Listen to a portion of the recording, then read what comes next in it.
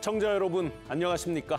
경제인사이더들의 신박한 통찰과 함께하는 경제인사이트 신용환입니다. 2016년이었죠. 알파고와 이세돌 구단의 그야말로 세기의 대결 모두가 기억하실 겁니다. 인간을 이겼던 AI 모습이 그 당시에 엄청난 충격을 안겨주었었는데요.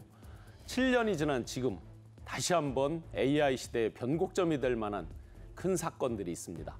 바로 우리 인간처럼 대화하고 답을 해주고 하는 생성형 AI 챗 GPT가 출시됐습니다. 그야말로 AI 챗 GPT가 돌풍을 일으키고 있는데요. 잠시 후에 전문가 두 분을 모시고 챗 GPT 열기와 거세게 불어오는 인공지능 시대에 대한 다양한 변화, 경제적 영향 등에 대해서 자세하게 분석해 보겠습니다. 들어는 봤지만 잘 모르시던 분들, 그리고 비즈니스적으로 관련 있는 분들 주의 깊게 시청 부탁드리겠습니다. 본격적인 이야기에 앞서 투데이 핫경제로 먼저 시작하겠습니다. 첫 번째 소식입니다. 전국의 아파트 매매 수급 지수가 11주 만에 하락세로 돌아섰습니다. 23일 한국부동산원에 따르면 6월 셋째 주 전국의 아파트 매매 수급 지수는 86.1로 전주 대비해서 0.1포인트 하락했습니다. 전국의 아파트 매매 수급 지수는 지난 4월 첫째 주에 77.3을 기록한 뒤에 4월 둘째 주부터 지난주까지 10주 연속해서 상승을 하다가 11주 만에 하락 전환했습니다. 다음 소식입니다. 한국 증시의 모건 스탠리 캐피털 인터내셔널, 즉 MSCI 선진국 지수 편입이 결국 불발됐습니다. 현지 시각 22일 MSCI가 발표한 2023년 연례 시장 분류 결과에 따르면 현재 신흥국 지수에 속하는 우리나라 지수 관련해서 변경 사항이 없는 것으로 나타났습니다. MSCI가 이달 초에 발표한 시장 접근성 평가에서 한국의 증시는 지난해와 마찬가지로 18개 항목 중에서 6개 항목이 개선이 필요한 마이너스 평가를 받았습니다. 다음 소식입니다. SK 하이닉스가 지난 20일부터 사흘간 미국 라스베가스에서 열린 IT 전시회인 HPE 디스커버 2023에 참가해서 차세대 메모리 기술과 제품을 선보였다고 밝혔습니다. SK 하이닉스는 메모리 성능으로 고객의 경쟁력을 높인다라는 슬로건을 걸고 고성능 기업용 보조기억 장치, 즉 SSD와 10나노급 5세대 공정이 적용된 서버용 D램 모듈을 소개했습니다. 마지막 소식입니다. 오늘 환경부가 지하수의 체계적인 개발과 이용 및 효율적인 보전, 관리를 위한 제4차 지하수 관리 기본계획을 수립해서 공고한다고 밝혔습니다. 이번 계획은 국가물관리위원회의 심의를 거친 지하수의 최상위 계획으로 앞으로 10년간 우리나라 지하수 관리의 비전과 방향을 제시하고 있는데요. 오는 2031년까지 극심한 가뭄에 대비해서 지하수를 대체하고 수자원으로 활용하기 위한 그런 시설들을 설치하는 한편 지하수 오염 전 주기를 관리하는 체계를 구축하게 됩니다. 지금까지 투데이 핫경제였습니다. 경제인사이트, 지금부터 초대 손님 모시고 본격적인 오늘의 핫 이슈 함께 이야기 나눠보겠습니다. 자세한 내용 먼저 화면으로 만나보겠습니다.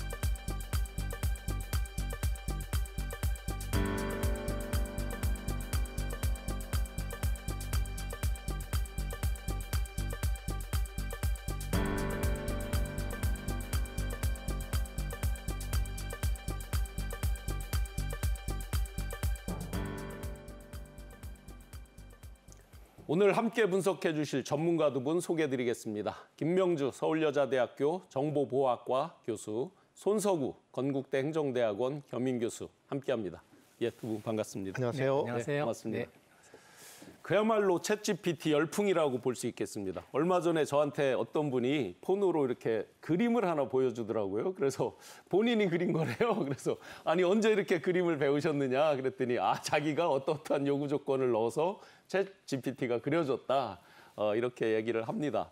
그야말로 열풍 한복판에 있는데 챗GPT 아직 들어는 봤지만 잘 모르는 분들도 계시고 할 텐데 네. 챗GPT가 무엇이며 왜 이렇게 열풍이 불고 있는지 한번 소개 부탁드리겠습니다. 네, 그 챗GPT는 이제 앞에 챗이라는 게 이제 채팅하는 거고요. 이제 GPT라는 단어가 사실은 어떤 역할을 하는지를 잘 나타내고 있는데 이 글씨 하나하나가 지인은 이제 생성한다는 겁니다. 뭐 구글 같은 경우는 물어보면 있는 거를 이렇게 보여주잖아요. 가져와서. 근데 얘는 보여주는 게 아니라 본인이 미리 다 학습한 걸 가지고 대화하면서 가장 적절한 단어들을 연속해서 생성을 해줍니다. 그러다 보니까 이제 문장이 되는 거죠. 그래서 같은 대화를 하는데 5분 후에 또 물어보면 또 생성하는 게 또 다릅니다. 그래서 얘는 생성형이라는 이제 표현을 하고 있고 이게 챗GPT가 어떤 그 보통 명사가 아니라 상품인 거죠. 그러니까 챗GPT 자체는요. 네, 그거 자체가 이제 오픈 AI라는 회사에서 만들고 있는 브랜드로 보시면 브랜드인 거죠. 네, 보시면 네. 될 것 같습니다. 그래서 얘는 미리 이 인터넷상에서 존재하는 디지털 정보를 다 학습을 했습니다. 보통 2021년 6월까지 기준으로 해서 학습을 했다고 하는데 그 학습한 걸 토대로 해서 이제 사용자랑 대화를 할 때 어떠한 대화가 들어오면 그걸 이제 단어별로 구분해서 그걸 이제 기술적으로 토큰이라고 하는데요. 이 토큰이 들어오면 이전에 학습했던 것 가운데서 내가 할 수 있는 그 다음번 나오는 문장이 어떤 게 가장 확률적으로 높은지 이 확률을 분포를 쭉 가지고 있어요. 네. 그래서 그 중에서 가장 높은 것들을 이제 내보내기 시작을 하는 거죠. 하나씩 하나씩. 그러면 이제 그게 문장도 되고 어떤 경우는 이제 맞춤법도 네. 되고 이제 그런 식으로 대화가 이루어지고 있습니다. 네. 제가 이제 처음 심심풀이로 하면서 네. 운세를 한번 물어봤거든요. 네. 그랬더니 답변에 그런 어떤 추정하고 이런 어떤 뭐 정확히 용어는 기억 안 나지만 하여튼 그런 변동성 있는 건 답하지 않습니다. 이런 네, 식으로 네. 답을 하던데요. 원래 그 GPT가 버전이 있어요. 1, 2, 3 있는데 3이 가장 최신 거고요.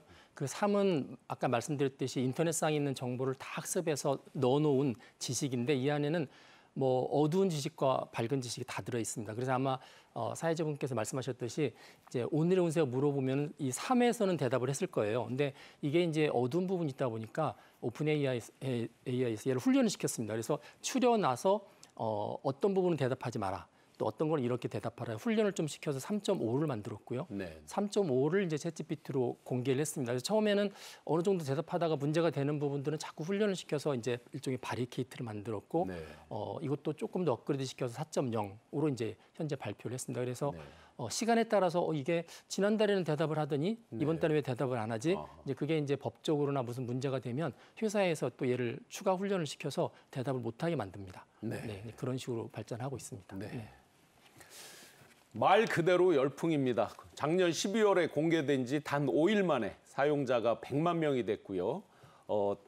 이 100만 명이라는 숫자가 왜 열풍이라고 저희가 부르냐면 여러분들 잘 아시는 넷플릭스가 40개월 정도 됐을 때 100만 명이 됐고 페이스북이 10개월 동안에 100만 명을 달성했는데 챗GPT는 단 5일 만에 100만 명이 됐고 2달 만에 무려 전 세계적으로 1억 명을 돌파를 했습니다. 월 사용자 수 1억 명을 돌파를 한 이런 열풍을 일으키고 있습니다. 이렇게 열풍을 일으키는 이유 뭐라고 보십니까? 네. 다 써보셔서 아시겠지만 놀랍잖아요. 일단은 기본적으로 놀랍습니다, 이제 정말. 저는 두 가지 측면에서 말씀드리고 싶은데 이제 개인의 사용자 측면에서 하나가 있고 뭐 기술적 뭐 어떤 사회적 측면에서 또 다른 분석이 가능할 것 같은데 2016년에 아까 화면에서 나왔지만 이제 이세돌 구단이랑 인공지능 알파고 바둑 대결이 벌어졌을 때 그때도 굉장히 사람들이 많이 놀랐고 열광을 했었잖아요. 그때 놀랬던 거는 사실 이제 영화에서나 봤던 인공지능이 진짜 사람하고 바둑을 두네? 이거 내가 내 눈으로 보게 되네라고 하면서 또 압도적으로 이겨버렸잖아요. 그러니까 흥분과 함께 두려움이 엄습했던 그때 당시 기억이 있었고 이때 이제 사람들은 인공지능이 진짜 이렇게 현실에서 작동을 하는구나라는 것들에 대해서 충격을 받았던 그런 면이 있었고요. 이제 그러면 7년의 시간이 흘러서 이제 생성형 AI라는 것도 더 진화가 돼서 이제 사람들이 더 열광을 한단 말이죠. 이유를 따져보면 여러 가지 이유가 있겠지만 일단 성능이 엄청나다, 압도적이라는 것이 있겠고요. 그러니까 물어보듯이 질문하면 사람이 답하듯이 대답을 하고 되묻기도 하고 다시 대답을 하기도 하고 뭐 이런 것들이 굉장히 이제 소름 끼칠 정도로 사람이랑 비슷하다라는 점에서 놀랍다라는 점. 그리고 두 번째 이유는 저는 이게 핵심이라고 보는데 인공지능을 이제 전에는 눈으로만 봤다면 이제 내 손을 쓰고 있다라는 거예요. 네. 그러니까 내가 직접 원하는 대로 인공지능을 정말 쓰고 있네. 손에 잡히는 인공지능이 됐다라는 점에서 저는 사실 이 부분이 사람들을 이제 끌어오르게 만드는 핵심적인 요인인 것 같고요. 그러니까 이세돌과의 바둑 대결은 현실에 나타나는 걸 눈으로 확인한 거라면 이제는 한층 진화한 인공지능을 내가 내 손으로 직접 쓴다라는 점, 이 부분이 이제 그리고 이제 우리 사회 저변, 일상생활 저변으로 퍼져가고 있다라는 점이 열광하고 있는 요인이라고 보고요. 시대적 측면에서 본다면 우리가 전에 어떤 시대를 바꿨던 발명품들 여러 가지를 얘기하지만 뭐 대표적으로 인터넷, 스마트폰 이런 것들이 있지 않습니까? 네. 인터넷은 통신망으로 세계를 다 초연결 사회로 만들었다는 점에서 굉장히 많은 것들을 바꿔놨고 스마트폰이라는 건 이제 모바일 혁명이라고 그래서 모든 그 사회 일련의 과정들을 이제 모바일 윈도우 안으로 다 모아놨다라는 점에서 또 하나 혁명이라고 하고 그럼 이제 챗 GPT로 대변되는 생성형 AI가 이제 그런 시대가 도래를 했는데 모든 측면에서 우리 사회의 일상 저변을 다 구조적으로 바꿔놓을 그런 잠재력을 갖고 있다. 우리는 여기에 대해서 이미 감지를 하고 있고 두려움을 가지면서도 지금 나타나는 현실들을 맞이하고 있다라는 점이죠. 저는 이렇게 두 가지 측면에서 평가를 하고 싶습니다. 실제 쓰다 보니까 좀 전에 표현해 주셨지만 빠져들더라고요. 정말 왜냐하면 직접 대화를 하는 어떤 생동감이 느껴지고 하더라고요. 그렇죠. 네. 그러니까 뭐 여담이지만 저도 사실 오늘 이 방송을 준비하면서 챗 GPT한테 많이 물어봤어요. 네. 뭐 물어보고 그걸 갖다 참고도 하고 그랬었는데 사실 기존의 AI 방식이 연산형이라고 해서 어떤 조건값을 이제 우리가 대입을 하면 거기에 대한 답을 딱딱 내려주는 이제 이런 식이었다면 이건 생성형이라고 하기 때문에 마치 우리가 그냥 소비자 단에서 느끼기에는 이게 어떤 크리에이티브한 어떤 답을 얘가 내놓는구나라고 이제 느껴지게 되거든요. 그러니까 한층 더 진일보했고 한층 더 사람과 가까워졌고 이제는 이제 개인화된 손으로 내가 직접 쓸 수 있고 이런 것들이 완전히 이전과는 차원이 다른 형태의 인공지능 시대가 도래했다라고 볼 수 있는 거죠. 네, 인공지능 이제 역사가 보통 70년 되는데 네. 최근 한 10년 전까지 나왔던 인공지능은 특정 분야에서 잘하는 거예요. 바둑을 잘하거나 네. 아니면 의학 분야에 잘하거나 그러니까 일반인이 볼 때는 내가 바둑을 잘 모르는 사람은 사실 그림의 떡이잖아요. 네. 그리고 의학 분야도 내가 환자가 아닌 이상은 접근할 길이 없고 그런데 얘는 대화를 하니까 네. 아무것도 모르는 상태에서 그냥 말을 해도 되는 거죠. 그러니까 사용자들 입장에서 볼 때는 인공지능인데 그냥 내가 쉽게 접할 수 있는 뭐 PC 상에서도 되고 요즘 이제 인터넷만 된다고 하면 스마트폰이 되기 때문에 그런 면에서는 굉장히 파격적인 요소가 아마 그 부분에 있지 않을까 생각도 해봅니다. 네. 지금 말씀 주신 대로 이제 파격적으로 계속 진화를 해나가고 있는데요. 우리가 다 알고 있는 테슬라의 일론 머스크 그리고 얼마 전에 윤석열 대통령과 이제 환담을 해서 더 화제가 됐던 Y 콤비네이터의 창업자인 샘 알트만 이런 분들이 만든 이제 IT 업계에 그야말로 거물들이 뭉쳐서 만든 오픈 AI사에서 만든 뒤로 지금 4.0까지 계속 진화해 나가면서 많은 것들이 보완됐다는 거잖아요. 네. 어디까지 쓰여집니까? 저희가 끝을 알 수 없지만 지금 네. 어디까지 현재 쓰여지고 보통 있습니까? 인공지능은 특정한 영역에서 원래 지금까지 학습을 해왔는데 얘는 언어를 학습하다 보니까 인류가 지금까지 모든 영역에서 쌓았던 지식과 지혜들을 다 언어로 표현을 해놨으니까요. 그거를 다 학습하다 보니까 영역이 구분이 안 되는 거예요. 법률 분야도 할 수 있고, 뭐 컴퓨터 프로그램도 할 수 있고, 그 다음에 경영, 경제, 뭐 모든 분야를 다 할 수 있어서 그래서 이제 어떤 분들은 이 GPT가 제너럴 퍼포스다.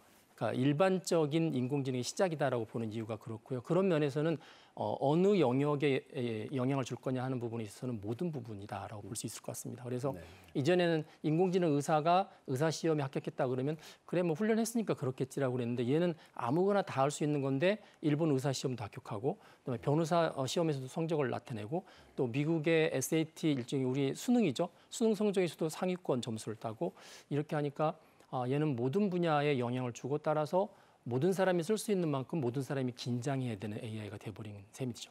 실제 미국 변호사 시험에서 하위 10%였는데 불과 반년 만에 상위 10%가 그렇죠. 됐다는 거 아니에요? 네, 3.5에서 4.0 올리는 사이에 이제 좀 더 학습을 하고 좀 더 트레이닝을 받다 보니까 이제 올라가기 시작했고요. 이게 더 무서운 게 지금 계속 사용자들이 사용을 하잖아요. 그 사용한 데이터들을 가지고 다시 얘를 훈련시키는 데 사용을 합니다. 그러다 보니까 어제보다 오늘 게 훨씬 더 똑똑한 거죠. 네. 얼마 전에 한 2, 3주 전에 뉴스에서 봤는데요. 이세돌 구단은 4승 1패로 졌잖아요. 근데 아마 단수는 낮으신 분이 이렇게 편법으로 막 뒀는가 봐요. 한쪽 절반은 포기하고 막 뒀더니 이겼다라는 게 뉴스에서 봤는데 그런 것도 금방 또 학습해서 또 다시 따라오겠죠. 그런 네, 부분도. 그러니까 그 AI도 일종의 스타일이 있는데 이제 그 스타일을 학습할 때 기존에 있는 많은 데이터를 가지고 학습했을 텐데 이제 바둑 같은 예를 들면 기존에 두는 거와 전혀 다르게 두면 얘가 당황하기 시작하는 네네. 거죠. 네, 그래서 이제 그런 부분들이 자꾸 반복되면 얘도 그런 부분을 이제 추가 학습을 하게 됩니다. 네. 네. 이렇게 이제 열풍이 부는 그 챗GPT 분야 그러다 보니까 세계적인 회사들이 많이 뛰어들고 있습니다. 구글은 바드라고 하는 챗GPT 대항마를 2월 8일에 론칭을 했고요. 중국의 바이두도 어니봇이라고 하는 챗봇을 준비하고 있습니다. 우리 한국의 네이버도 7월 달에 한국형 챗GPT인 Q 출시를 준비하고 있다고 합니다. 우리나라를 포함한 많은 나라들이 이렇게 생성형 AI 그야말로 전쟁을 벌이고 있는데요. 이 생성형 AI의 현 주소 어떻습니까? 그러니까 지금의 구도는 보면 지난해 말에 이제 오픈 AI가 말씀하신 것처럼 이제 챗 GPT 생성형 AI를 이제 상용화한 것을 기점으로 본다면 AI의 대중화 경쟁이 올해 이제 원년이다라고 볼 수 있는 그런 상황이 되겠고요. 수면 아래에서 진행됐던 AI와 관련된 개발 경쟁이 이제는 오픈 경쟁으로 전환됐다라는 측면에서도 지금 상황을 평가할 수 있을 것 같습니다. 그러니까 AI 기술뿐만 아니라 이제 민간 영역에서 대중화를 위한 어떤 복합적인 경쟁이 시작됐다라고 보여지고요. 아울러 이제 AI는 또 국가와 사회의 어떤 핵심 어젠다로 부상한 원년이기도 했고요. 사회 전반에 작용하고 안착시키기 위한 어떤 법적, 제도적 그런 틀과 규범을 만들기 위한 논의를 시작한 그런 해가 되기도 합니다. 현 주소는 냉정하게 따져보면 미국과 중국이 AI 시장을 선도해서 이끌어가고 있다라고 봐야 될 것 같고요. 여기에는 역시 막대한 투자, 또 두터운 인재 풀 이런 것들을 바탕으로 기술적인 측면에서도 가장 앞서 있다라고 봐야 되겠고, 뭐 그 결과물이 이제 챗GPT라고 부르는 결과물을 우리가 이제 눈앞에서 보게 된 거고요. 물론 수면 위로 등장하면서 사람들에게 충격을 준 것이다라고 볼 수 있겠죠. 일격을 당한 어떤 인공지능 원조격이라고 할 수 있다면 사실 구글이죠. 구글인데 구글이 일격을 당하고 그 뒤에 이제 바드라는 뭐 자기들 브랜드 이제 서비스를 내놓았지 않습니까? 사실 이제 경쟁은 지금부터 시작이다라고 볼 수 있겠습니다. 또 중국은 어떻습니까? 뭐 바이두, 알리바바 같은 중국을 대표하는 빅테크 기업들이 역시 일찌감치 초거대 언어 모델을 기반으로 한 생성형 AI 서비스들 이제 속속 공개를 하고 있고 공개를 할 예정입니다. 미국의 버금가는 경쟁력을 뭐 이곳저곳에서 확인시켜 주고 있고요. 그럼 이제 우리 관점에서 본다면 우리는 뒤처져 있는가? 네. 보는 관점에 따라서 저는 다를 수 있다라고 보는데 종합적으로 본다면 뭐 미국과 중국에 대해서 패스트 팔로워, 그러니까 빠르게 추격을 하고 있다라고 좀 평가를 할 수 있을 것 같고요. 뭐 우리 기업들이 챗 GPT나 이런 AI 서비스 기술들을 개발하지 못했냐? 전혀 아닙니다. 뭐 우리도 이미 공개된 것들도 많이 있고요. 일부 시범 서비스로 지금 화면에서도 나오고 있는데 도입되고 있는 서비스들도 있습니다. 뭐 네이버, 카카오, SK 같은 대기업들 중심으로 이런 초거대 언어 모델 AI 기술 개발을 계속해서 해왔고, 뭐 대표적으로 네이버 하이퍼클로버가 다음 달에 이제 정식 오픈을 할 것으로 예상이 되고 있고, 뭐 KT나 LG 같은 그런 대기업들도 자체 AI 모델들을 다 보유를 하고 있고요. 일단 초거대 언어 모델을 기반으로 한 생성형 AI가 가장 강력한 서비스로 부상을 한 건 맞습니다. 하지만 이 모델에서 한정해 보면 안 되고요. AI를 좀 더 폭넓게 보려면 이런 초거대 언어 모델을 기반으로 한 여러 가지 파생 서비스들도 같이 볼 필요가 있겠다라고 생각이 들고요. 이런 부분에 있어서는 우리의 어떤 규모가 좀 작은 뭐 중견 스타트업 기업들도 계속해서 지금 기술 개발과 서비스를 속속 내놓고 있으니까요. 우리 위치가 그렇게 뒤처져 있지는 않다라고 생각을 합니다. 네. 미국과 중국이 주도하는 시장이지만 대한민국의 네이버라든지 SKT, 뭐 카카오 수많은 대기업들과 함께 수많은 스타트업들이 같이 노력하면서 많이 뒤처져 있지는 않다. 더 열심히 노력을 해야 되겠는데요. 한 조사에 의하면 작년에 그 생성형 AI 스타트업들이 무려 26억 5,400만 달러에 달하는 자금을 조달을 했다고 합니다. 5년 만에 무려 37배 넘게 증가한 이런 투자 유치 기록을 하고 있는데요. 그만큼 산업 분야가 커지고 있다라고 보여지는 거죠. AI 산업의 현주소 어떻습니까? 보통 이제 산업 이야기를 할 때 특히 스타트업을 보고 이야기할 때요. 이제 보통 유니콘 기업이라고 그래서 얘들을 평가를 할 때 기업의 가치가 얼마나 될까? 보통 이제 10억 달러 이상 정도 네. 되는 기업을 놓고 따지면 거의 지금까지 나와 있는 게 전 세계적으로 한 90개 이상이 나와 있습니다. 네. 90개 이상이 나와 있고 그 가운데 이제 뭐 대부분은 미국이 차지를 하고 있죠. 한국 기업 중에는 혹시 있습니까? 불행히도 없습니다. 아직은 없습니까? 예. 네, 이제 이 부분에 있어서는 저희들이 참 많이 아쉬운데 거의 대부분 미국이 차지하고 심지어 이스라엘도 하나가 있는데 우리나라는 아직 없는 그런 이제 이게 유니콘 이제 스타트업의 경우입니다. 그리고 산업 동향을 주로 따질 때 많은 것 중에 하나가 지적재산권을 따지거든요. 그러니까 특허나 논문이나 이런 것들을 얼마나 가지고 있느냐를 많이 따지는데 특히 이제 논문은 아무래도 이 AI가 대학이랑 기업이랑 같이 연계해서 발달하다 보니까 대학에서나 또 기업과 같이 연관해서 논문을 몇 편을 냈느냐 하는 부분들이 상당히 중요한 자료가 돼요. 그래서 화면에도 지금 나와 있지만 절대적인 숫자가 아무래도 중국 사람 숫자가 많잖아요. 네, 우리나라에 비해서. 근데 이제 중국이 1위이고 그다음에 이제 2위가 미국 이렇게 되어 있고요. 우리나라를 이렇게 보면은 이게 이제 2019년까지 기준인데 9위 정도 했습니다. 9위 네. 정도. 그러니까 양쪽으로는 9위 정도 했는데 이제 오른쪽 화면에 나와 있는 거는 그 논문 중에서 다른 사람이 논문 쓸 때 얼마만큼 중요해서 인용을 했느냐. 네. 이제 그걸 따지는 건 이건 질적인 척도가 되는 거죠. 질적인 척도에서 보면은 저희가 31위입니다. 네. 이제 31이라는 이야기는 논문의 양은 많은데 질적인 부분은 많이 떨어지는 거고요. 또 최근에 제가 이제 그 개인적으로 작년에 또 이 비슷한 조사를 한 게 있거든요. 이게 2019년 기준인데 우리나라가 5위까지 올라갔습니다. 아, 많이 논문 숫자. 올라갔네요. 네, 5위까지 네. 올라갔는데 역시 인용에 관한 부분은 이제 5위까지 못 올라가고 한 7위 네. 정도. 그래서 그래도 이제 아까 31위에서 많이 7위까지 올라갔죠. 갔으면 엄청나게 올라갔네요. 네, 최근 한 3, 4년 사이에 이제 우리나라 같은 경우는 그 AI 대학원 양성 사업도 하고요. 네. 많은 그 AI 프로젝트를 국가에서 하는 바람에 이제 논문도 많이 내고 뭐 양쪽으로도 많이 진전이 되고 또 질적으로도 많이 진전이 된 것 같습니다. 네, 아까 아주 반가운 소식입니다. 2019년까지는 인용 편수에 있어서 31위를 기록했었는데 한 7위권까지 올라갔다고 하니까요. 아마 새로운 비즈니스 분야이고 산업에 적용될 때 부가가치가 상당히 높을 것 같은데요. 인공지능 학습용 데이터 구축 이런 데에 이제 투자하는 것에 있어서 정부 투자가 6.4배 정도의 경제 효과를 가져온다. 이런 연구 결과도 제시됐다고 합니다. 그러니까 부가가치가 굉장히 높다라고 볼 수 있겠는데 앞으로 이런 분야의 투자가 더 활발하게 이루어지겠네요. 활발하게 이루어지는 것도 지는 거지만 의무적으로 해야죠. 이거는 이제 인공지능 학습용 데이터라는 거는 우리가 이제 교육 데이터가 아니라 말 그대로 AI가 학습하는 데이터 여기에 대한 이제 인프라를 구축하는 작업이거든요. 아무래도 이제 정부가 주도를 해서 어떤 그 기술이나 서비스 개발을 해야 되는 분야가 되겠고요. 앞서 이제 AI 서비스가 말씀드렸다시피 이제 머신러닝, 딥러닝에서 이제 출발을 했다고 말씀드렸잖아요. 그러니까 많은 데이터를 학습하면 할수록 또 양질의 데이터를 학습하면 할수록 더 고도화되고 더 정교화되는 게 이제 그 인공지능 서비스의 특징입니다. 그래서 여기에서 얘기하는 이제 AI 학습용 데이터는 AI 서비스들이 이제 학습을 하게 되는 개방된 데이터 인프라를 말하는 거고요. 그래서 양적으로 질적으로도 잘 만들어지고 관리도 잘 돼야 됩니다. 이게 일종의 마중물 역할을 한다라고 볼 수 있겠고, 그래서 이제 정부 차원에서도 2000년부터 뭐 사실 조 단위의 투자를 계속해서 해왔던 것이 이런 이유가 있었고요. 이제부터는 그럼 어떻게 해야 되냐? 사실 이제 정부와 민간의 협업 구조가 잘 짜져야 된다라고 봅니다. 결국 이제 학습 데이터의 품질이 AI의 서비스 경쟁력을 좌지우지할 수 있기 때문에 공공 데이터에 대한 적극적인 어떤 개방의 의지, 또 잘 학습될 수 있도록 관리 체계를 개선해 나가는 방안 이런 것들이 좀 만들어져야 될 것 같고요.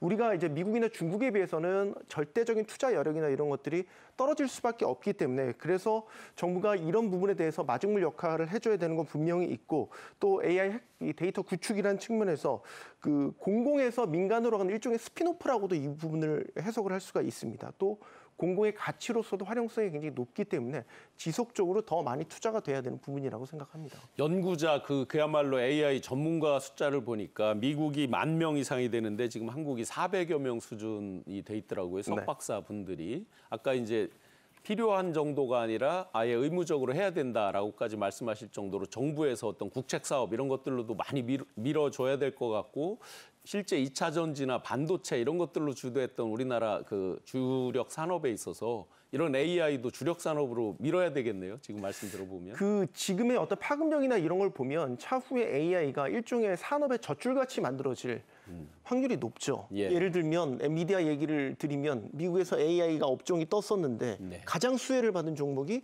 마이크로소프트가 아닙니다. 네. 뭐 페이스북이나 이런 데가 아니라 엔비디아거든요. 지금 시총 1조 달러를 돌파를 했잖아요. 네. 이 이유는 엔비디아가 공급하고 있는 GPU라는 AI 칩이 AI 환경 인프라를 만드는 데서 핵심 그 칩으로 각광을 받으면서 수요가 폭발하고 있지 않습니까?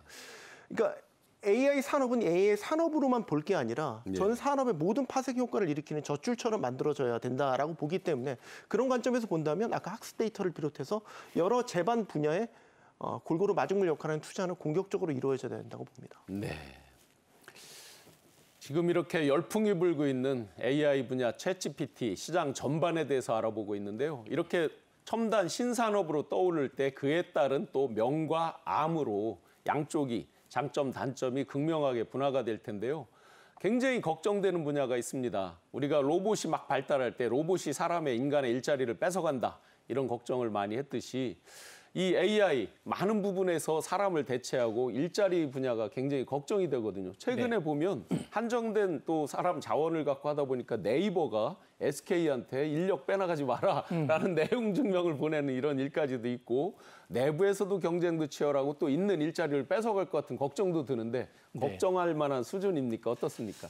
이게 AI가 기존에 있었던 다른 디지털 기술에 비해서 기존의 기술들은 되게 자동화하면서 반복했던 직업들을 많이 뺏어갔어요. 단순한 직업들을. 근데 이제 AI는 약간 지적인 직업들, 그러니까 예를 들어서 의사, 그다음에 판사, 그다음에 요즘 회계사, 흔히 말해서 이제 부모님들이 자녀들한테 제일 주고 싶어하는 직업들에 관해서 AI가 유업을 사실 하는 부분들이기 때문에 그래서 이 직업이 없어지진 않지만 TO가 만약에 사회적으로 그런 혁신들을 잘 수용을 한다면 그런 전문적인 직업들도 상당히 많이 유업받을 수 있을 것 같고요.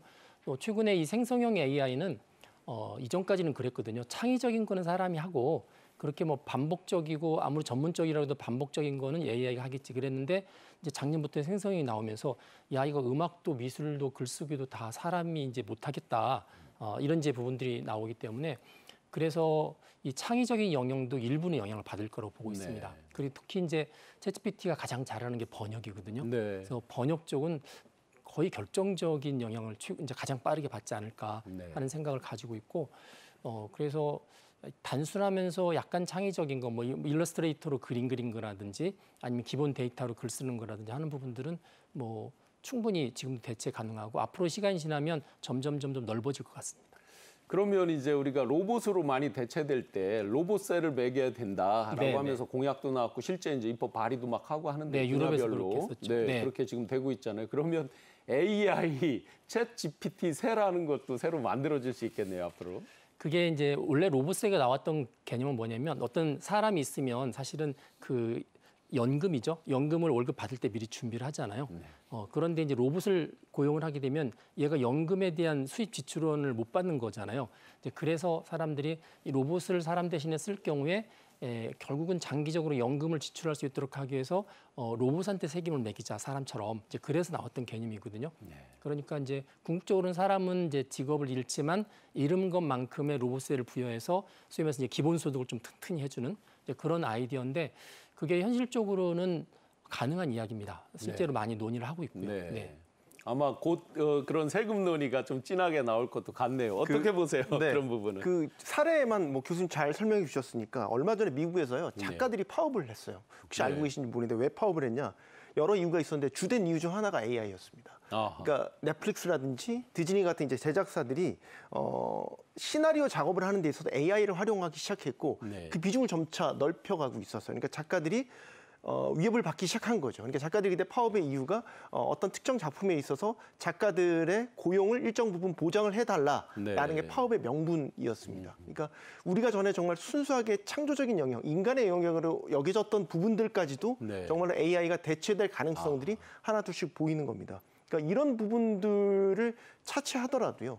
기존에 우리가 해왔던 어떤 특별한 어떤 그 창조적인 영역이 아니고 뭐 상담 업무라든지 단순 행정 업무라든지 이런 반복적이고 매뉴얼에 따라서 움직일 수 있는 작업들은 아마 우리가 생각하는 것보다 훨씬 더 빠른 시간 안에 AI로 대체될 가능성이 상당히 높다라고 보고요. 지금 긴장하는 분들이 많겠는데요, 분야별로. 뭐 관련된 전망 보고서들 나오는데 저는 네. 눈여겨봤던 건 이제 미국에서 이미 감원들이 많이 일어나고 있기 때문에 골드만삭스가 내놓은 전망 보고서를 보면 아마 생성형 AI 때문에 미국 내 행정 업무의 46%, 법률 업무는 44%, 절반 정도가 다 AI로 공무원분들, 우리 네. 또 저 변호사분들 많이 긴장하고 있으실 것 대체될 수 같은데요. 있다. 이런 전망 보고서들 내놨고요. 장기적으로 한 3억 개 정도의 일자리가 생성 AI로 네. 대체가 될 것이다. 아. 뭐 그러니까 이거는 정말 당면한 어떻게 개인 차원에서 보면 당면한 뭐 위기이자 현실이다 이렇게 봐야 될 것 같습니다. 네. 네. 실제 이제 걱정이 많은데요. 세계 경제 포럼 WEF가 예측을 한 게 있습니다. 앞으로 5년 동안 2022년까지 챗 GPT 등 AI로 세계적으로 이제 앞으로 향후 5년 동안 8,300만 개 정도 일자리가 사라지고 다시 사라지는 만큼 또 생기는 일자리들이 있는데요. 6,900만 개만큼 새롭게 생길 것이다. 이렇게 예측이 되고 있습니다. 즉 세계적으로 일자리를 보면 한 25% 정도가 이제 없어지고 우리 대한민국도 한 23% 정도가 새로운 일자리로 바뀔 거다. 이렇게 이제 예측이 나오고 있는데요. 이런 예측은 어떻게 보십니까? 네, 방금 이제 세계 경제 포럼에서 리포트 낼 때 이걸 이제 막연히 추측한 게 아니고요. 네. 실제로 이제 45개국에 800개 이상 되는 기업한테 다 설문을 했습니다. 네. 그래서 자기 기업 입장에서 없애야 되는 영역, 새롭게 들여야 되는 영역들을 조사를 해서 나온 결과고요. 그러다 보니까 이제 없어지는 것만큼 이제 새로 생긴다라는 이야기인데 말씀하신 것처럼 과연 없어지는 만큼 양쪽으로 더 많이 생길까? 근데 이 보고서는 그렇게 이야기하진 않았고요. 네. 다만 이제 과거에 보면 저희가 이제 뭐 산업혁명 이야기 꺼낼 때 1차, 2차, 3차, 요즘 이제 4차 산업혁명이라고 그러는데 3차 산업혁명 때도 직업이 많이 없어졌거든요. 그런데 새로 생긴 직업들을 보면은 거의 없어진 거 이상의 직업이 생겼습니다. 그래서 이제 그 과거에 학습했던 걸 토대로 해서 보니까 AI 때문에 분명히 직업들이 많이 없어질 건데 그러나 없어진 것 이상의 새로운 직업이 생길 거다라고 예측하는 분들이 상당히 많으세요. 네. 그게 이제 보통 매슬로우의 욕구 이론에 의하면 이 욕구가 이제 위로 자꾸 올라가는데 기술이 좋아지니까 네. 그래서 점점 이제 자아를 실현하고 뭐 이렇게 옛날에는 상상 못했던 부분들이 이제 가능해지니까 그거와 관련된 새로운 직업들이 엄청나게 많이 생길 것이다라고 보는 게 보통 주된 흐름입니다. 자동차가 처음 생길 때 왜 충분히 자동차를 만들고 찾기를 새로 넓혀서 다닐 수 있음에도 불구하고 네. 마부들의 직업 안정을 위해서 일정 기간 그 자동차 수요를 좀 억제하고 이런 일이 있었었잖아요. 그렇죠. 어느 정도 그런 이제 공존의 노력도 이따 또 논하겠지만 그런 네. 것들이 많이 필요할 수는 있겠네요. 그렇죠. 그런 변화가 벌어지면 사실은 개혁 세력이 있습니다. 네. 이제 기득권 세력. 그래서 뭐 예를 들면 이것 때문에 더 편해질 수 있는데 그게 본인들이 일하는 영역이 줄어드니까 이제 이거를 이용해서 제도를 만들어서 못 들게 한다든지 네. 그런 경우가 있기 때문에 이제 그런 부분들만 충분히 사회적으로 수용이 된다면 아마 없어지는 것만큼 또 새로운 것들이 많이 생길 거다라고 보고 있습니다. 그 기존에 이제 아주 기술적으로 많이 숙련돼 있는 공대 출신들이 이제 각광을 받았다 그러면 일각에서 문사철 출신들이 네. 앞으로 이 챗GPT 시대에 훨씬 더 각광을 받을 수 있다. 챗GPT한테 질문을 잘하는 GPT 프롬프트 엔지니어라고 하는 네, 뭐 네, 새로운 직업도 얘기하더라고요. 네, 네, 이런 맞습니다. 부분은 어떻습니까? 실제 그렇게 전망이 됩니까? 그 이제 프롬프트 엔지니어링은 이제 주로 대화의 기술을 죄송합니다. 잘 갖추고 있는 사람들인데 이 부분이 이제 모든 전공 영역을 IT 하는 사람들이 다 할 수가 없잖아요. 그러니까 자기 영역에서 지금까지 공부했던 걸 가지고 챗GPT를 잘 활용하면 이 안에 있는 무궁무진한 이제 지식들을 많이 꺼집어낼 수 있기 때문에 또 그런 부분에 있어서는 또 새로운 직업으로도 많이 보고 있습니다. 네.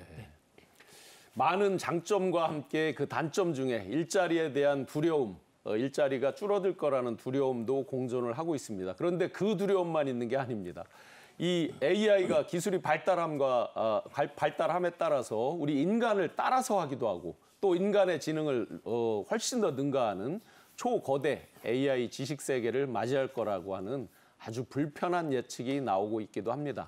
인공지능 AI, 챗GPT가 몰고 올 부정적인 영향 어떤 것들이 대표적으로 있습니까? 네. 이미 뭐 챗GPT가 화제를 모은 이후에 여러 부정적인 사례들이 많이 보고돼 가지고요. 뭐 일일이 열거할 수 없을 정도로 부정적인 활용 사례들이 등장했는데 뭐 대표적으로 이제 뭐 학생들이 시험에 부정 행위를 하는 데 있어서 챗GPT를 활용했다거나 아니면 AI가 잘못된 팩트를 사실인 것처럼 얘기를 했는데 이게 마치 퍼뜨려지면서 사실인 것처럼 오도되거나 이런 경우도 있었고요. 또 말씀하셨지만 얼굴이나 목소리를 또 변조를 하는 이렇게 해서 혐오 발언이라든지 뭐 성적이나 혹은 인종적인 편견을 확산하는 그런 어떤 메시지를 퍼뜨리는 그런 나쁜 사례도 있었고요. 이런 경우도 있었습니다. 그러니까 AI를 통해서 만들어진 콘텐츠가 저작권 소송에 휩싸이는 사례들이 있었습니다. 네. 이건 사실 우리가 법의 테두리 안에서 아직 명확하게 정리가 되지 않았기 때문에 비슷한 사례들이 계속해서 나올 거라고 지금 예상을 하고 있고요.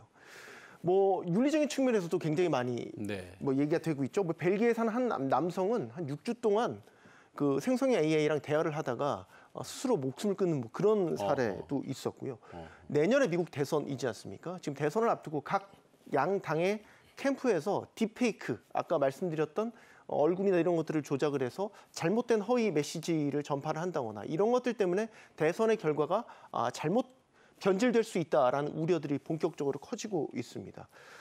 최근에 또 이 챗GPT를 개발을 주도했던 오픈AI의 최고 경영자죠. 샘 알트먼이 직접 의회에 나와서 이런 부작용들에 대한 문제들을 경고하고 우려하고 이런 것들에 대한 안전 틀을 만들어야 된다라고 공개적으로 목소리를 내기도 했습니다. 결국 이대로 방치해 둘 수는 없고요. 윤리적 도덕적 기준들이 무너질 수 있기 때문에 지금 이런 법적 제도적 윤리적 기준들을 세우는 이런 현안들 논의들이 급박하게 이루어지고 있는 그런 상황입니다. 지금 지적해 주셨듯이 며칠 전에 이제 그 뉴스에 나왔던 것이 잠깐의 그 영상과 목소리만으로 얼굴도 복제하고 목소리도 복제하고 네. 그래서 실제 보이스피싱에 이제 이용한 사례가 나오고 있고 네. 설문조사를 해보니까 10명 중에 5명 이상이 그런 전화를 받으면 돈을 보낼 것 같다. 너무 똑같으니까 네. 이런 뉴스도 지금 나오고 있더라고요. 네. 그러니까 뭐 그런 것들을 막는 기술들도 뭐 같이 개발이 되겠지만 사실 마음 먹고 나쁘게 쓰자고 하면 막을 수가 없는 면이 분명히 있지 않습니까? 네. 실제 아시겠지만 이게 조작하는 수준이요.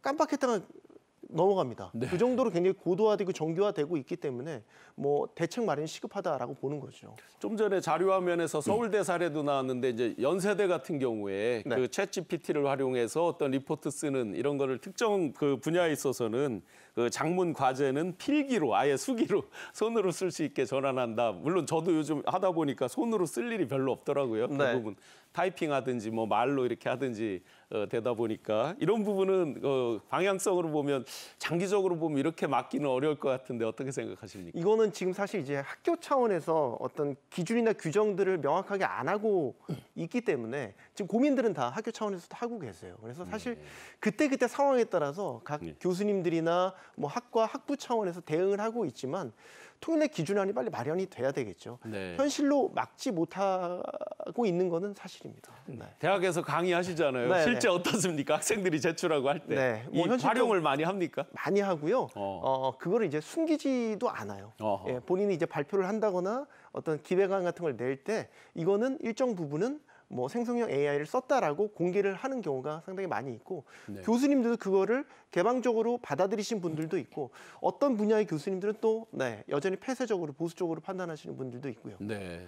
정말 그때그때 다른 상황입니다. 김 교수님 수업은 어떻습니까? 그런 면에서는 교수라는 직업이 굉장히 위기입니다. 어허. 교수가 원래 그 챗GPT 때문에 영향을 받는 10대 직업을 PwC에서 발표를 했는데 네. 그 가운데 5위가 교수 및 교사 이렇게 되어 있고요. 왜냐하면 이제 특히 교수 같은 경우는 학생들을 가르치는 방법을 챗GPT 시대에 다시 다 바꿔야 돼요. 왜냐하면 숙제를 내거나 시험을 보거나 이렇게 했을 때 챗GPT를 이제 활용할 수밖에 없는데 그걸 활용하지 말라고 하면서 기존의 교수 방법을 강요하는 거는 시대착오적인 거라 생각을 하기 때문에 결국은 챗GPT가 존재한다는 걸 전제해서 커리큘럼도 다 바꿔야 되고요. 그렇게 바꾸는 과정 가운데서 이제 존립 기반이 흔들리는 교수들이나 교과목들이 분명히 존재합니다. 이제 그래서 교수나 교사의 TO나 역할들이 상당히 많이 바뀔 거다라고 보고 있는 거죠. 네. 이렇게 열풍이 불고 있는 새로운 문명의 이기에 대한 명과 암에 대해서 살펴보고 있는데요. 이렇게 이제 여러 가지 부작용이 있다 보니까 일론 머스크를 포함한 세계적인 그런 전문가들이 AI 전문가분들이 앞으로 6개월 동안 첨단 AI 개발을 잠깐 중단해야 된다. 왜냐하면 적절한 규제, 또 윤리적인 거, 또 사회적 안전망 이런 것들이 마련될 때까지 AI 개발을 일시적으로라도 중단해야 되는 거 아니냐. 이런 부분에 논의가 활발하게 다시 시작이 되고 있습니다. 이런 논의, 규제를 어느 정도 마련할 때까지 멈춰야 되고 그 이후에 다시 해야 된다. 이런 논의는 어떻게 생각하십니까? 그게 이제 FLI라는 단체에서 이제 공개 서한을 발표한 건데요. 그 FLI가 어떤 단체냐면 2017년에 그 아실로마 인공지능 23원칙이라고 그래서 윤리 운동을 굉장히 했던 단체예요. 일론 머스크가 세웠던 단체인데, 근데 현실적으로 6개월을 쉬자고 그러면은 쉬지 않죠. 그 이야기를 듣고 많은 사람들이 그러면 중국만 좋겠네. 다 쉬고 중국은 열심히 개발할 테니까 뭐 그런 이야기를 했는데 이제 그 메시지가 주는 의미는 그거죠. 기술 발전을 사회적인 시스템이 못 쫓아간다는 겁니다. 뭐 정신적으로나 사회적으로나 법적으로 못 쫓아가니까 뭔가 이 급속도로 발전하는 데 있어서 그 부분을 좀 준비하는 시간을 갖자는 거고요. 그게 구체적으로 규제라는 말로 이제 나오기 시작을 했습니다. 근데 이 규제는 이제 처음 나온 이야기는 아니고 인공지능 윤리가 맨 처음에 나올 때부터 시작이 됐고요. 나라별로 뭐 국제 단체별로 화면을 잠깐 보시면 뭐 미국이라든지 아니면 유럽연합이라든지 영국이라든지 중국 이런 데에서 벌써 이렇게 규제에 관한 부분들을 준비를 했습니다. 준비를 해서 미국 같은 경우는 AI가 어떤 뭐 글을 쓰거나 그림을 그리거나 그럴 경우는 이제 표기를 해야 된다 이런 부분도 있고요. 또 미국 상원의원에서 이제 규제에 관한 논의들도 사실 시작을 하고 있고 가장 엄격하게 하는 데가 유럽연합입니다. 유럽연합은 2년 전에 벌써 AI 법안을 만들어서 지금 올해 6월 달에 회원국들하고 이제 합의하는 과정만 지금 남겨놓고 있습니다. 만약에 합의가 되면은 거의 확실하게 이제 실행이 될 건데 이 부분은 너무 강력해요.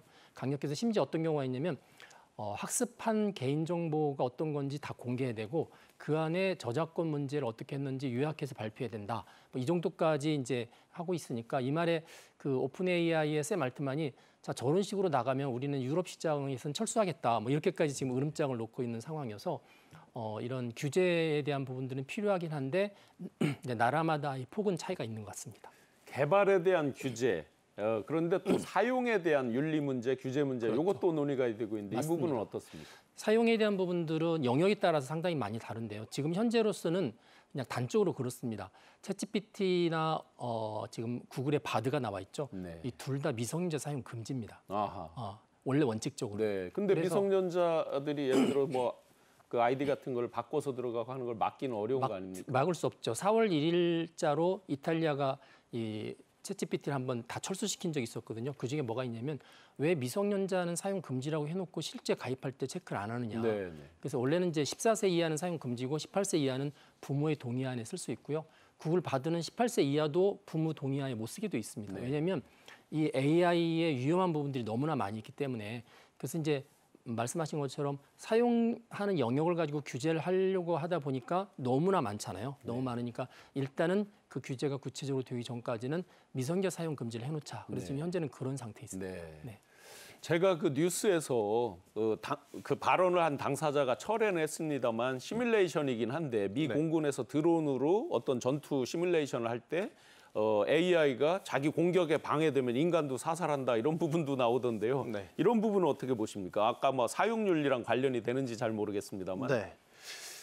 사용 윤리랑 관련이 되죠. 당연히 직접적으로 네. 관련이 되고요. 앞으로 이제 AI가 여러 분야에 적용이 되면서 여러 이제 파생 서비스, 특히 이제 민감한 안보라든지 군사 분야에서도 적극적으로 활용이 되고 있을 텐데 말씀하셨던 그런 안 좋은 선례들이 계속해서 나오지 않을까 싶습니다. 그렇기 때문에 이거는 사실 국가 차원에서 이제 윤리 기준, 명확히 사용성에 대한 윤리 기준을 세워야 되는 부분인 거고요.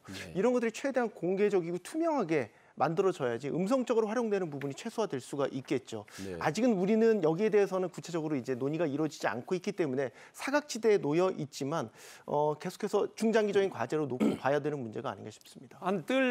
앞으로 뜰 일자리 그 보고서에 보니까 그 실제 어떤 로봇이나 AI 이런 것과 인간의 그 영역을 중재하는 변호사가 뜬다 이런 것도 있더라고요. 아, 네, 그렇죠. 네. 이제 AI가 그런 식으로 새로운 일자리들 많이 만들어내게 될 거고요. 뭐 우리가 상상하지 못했던 일자리들도 많이 나올 겁니다. 대표적으로 아까 말씀하셨던 프롬프트 엔지니어도 사실 이전에는 전혀 주목받지 못했던 직업군이었거든요. 명령어를 입력하는 걸 설계한다라는 직업을 어떻게 상상이나 할 수 있었겠습니까? 하지만 생성형 AI가 나오면서 지금 억대 연봉, 수억 원의 연봉을 받는 프롬프트 엔지니어들이 속속 나오고 있고 국내 기업들도 이 프롬프트 엔지니어를 찾지 못해서 다급하게 이곳저곳을 알아보고 있는 실정이라고 합니다. 그런 변화들은 뭐 아마 상상 이상으로 빠르게 진화될 겁니다. 네.